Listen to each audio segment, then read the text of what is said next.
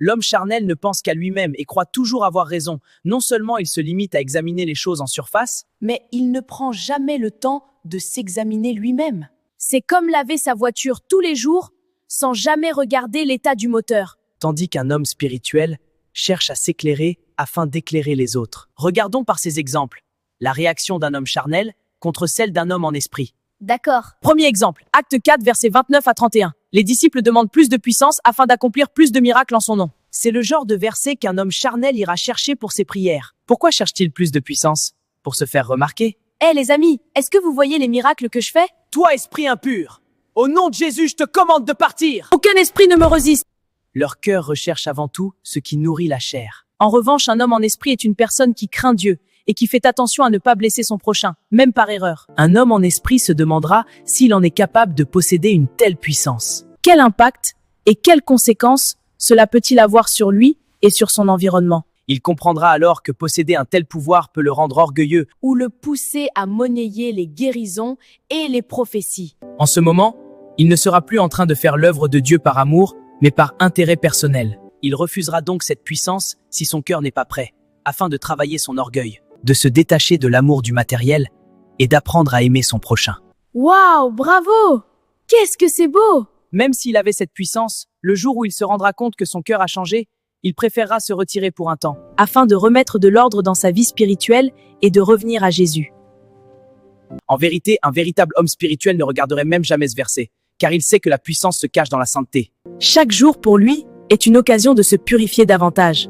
Deuxième exemple, Romains 8, verset 1. Il n'y a donc maintenant aucune condamnation pour ceux qui sont en Jésus-Christ. Qu'est-ce que ça veut dire? Je suis chrétien et j'ai accepté Jésus, donc je ne suis plus condamné parce que Jésus a tout payé pour moi à la croix. Si tu pèches, es-tu condamné ou pas? Non, parce que Jésus a tout payé pour moi et son sang me lave chaque jour. L'homme charnel fait ce qui lui convient et satisfait sa chair, tandis que l'homme spirituel cherche à plaire à son Dieu. Jean 14, verset 21. Celui qui a mes commandements et qui les garde, c'est celui qui m'aime. Penses-tu aimer Jésus en ne respectant pas ses commandements? Jésus aime ceux qui l'aiment et se révèle à eux selon Proverbe 8, 17. Tu lis la Bible et tu ne retiens que ce qui t'arrange. Comment peux-tu plaire à Dieu en péchant? Troisième exemple, Matthieu 11, 28. Venez à moi, vous tous qui êtes fatigués et chargés, et je vous donnerai du repos. Je n'arrive pas à manger. Rien ne va dans ma vie. Les gens m'ont trop fait du mal, vraiment que Jésus m'aide. On t'a fait du mal. Et toi, n'as-tu pas fait également du mal aux gens? Tu viens voir Jésus afin qu'il te décharge des problèmes du monde. Pourtant, Jésus est venu afin que tu aies la vie. La vie concerne ton homme intérieur et non l'extérieur. Le fardeau que Jésus demande de déposer, ce sont la haine, la jalousie, le mensonge, l'impudicité, l'idolâtrie, la masturbation et les querelles. Tout ce qui est en toi qui ne le glorifie pas. Et en retour, Jésus te remplit de son joug qui est le jet.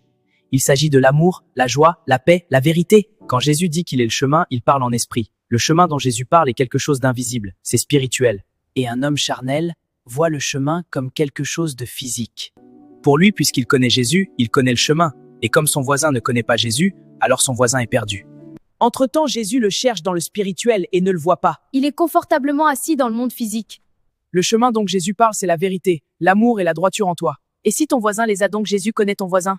Ne lisons plus la Bible pour satisfaire nos désirs charnels, mais lisons-la pour nous remplir spirituellement. Allons chercher dans les profondeurs ce qui va faire mal à notre chair et transformer notre être.